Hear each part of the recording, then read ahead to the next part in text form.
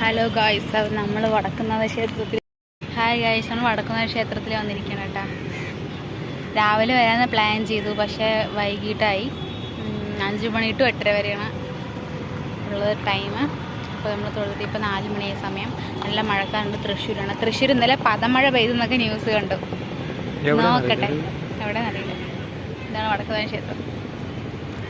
നിങ്ങൾ കണ്ടിട്ടുണ്ടാവും, എന്നാലും ഞാൻ വന്നൊരു ഇതിട്ടാണ്.